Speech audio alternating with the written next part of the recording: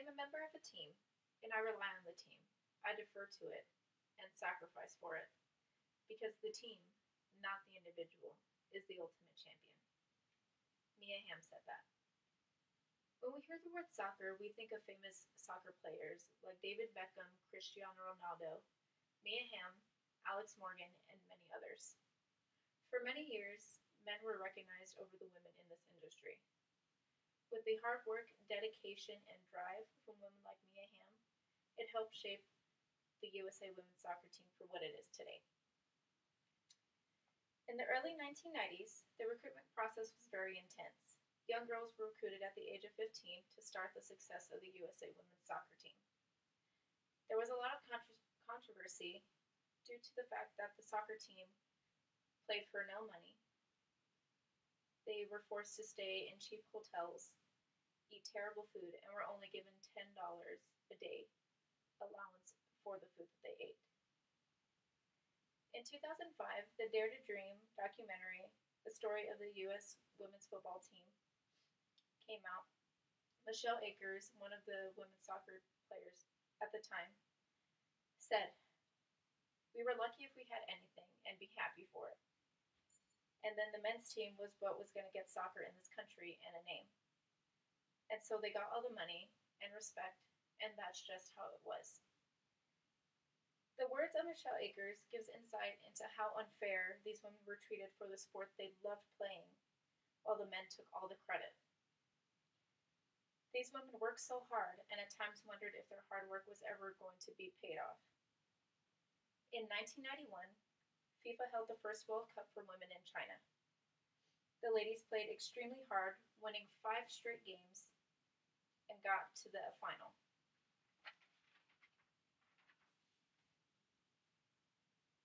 They won the first FIFA World Cup for women.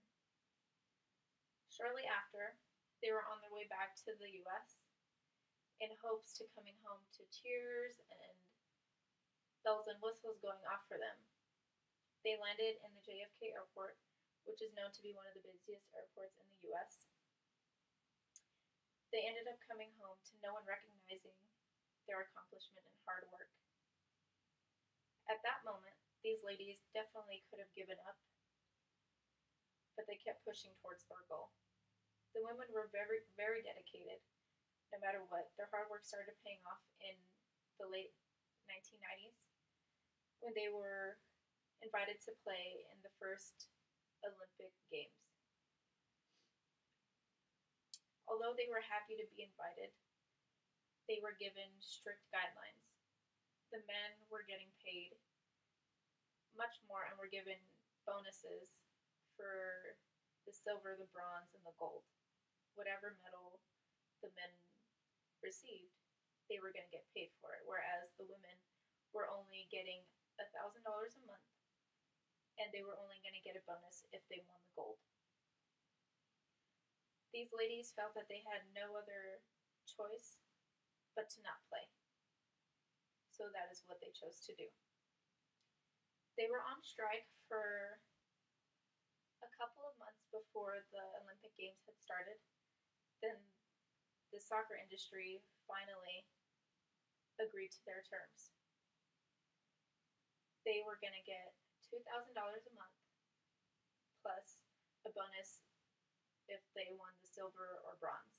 And if they won the gold, they would get a minimum of a $20,000 bonus.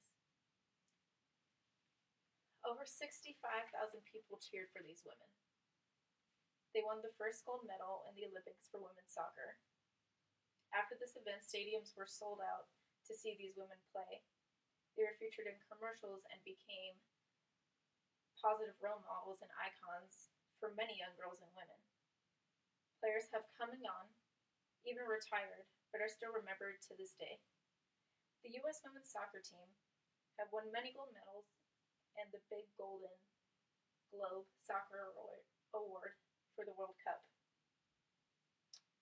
Many of us know that the USA women's soccer team won the World Cup.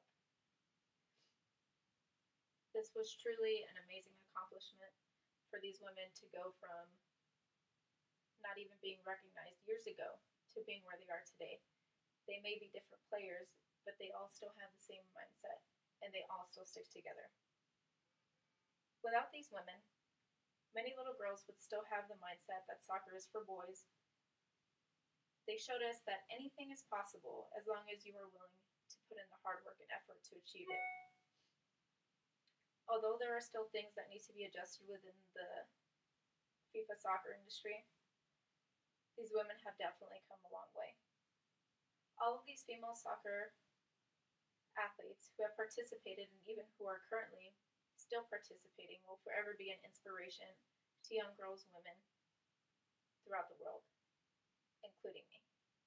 Thank you.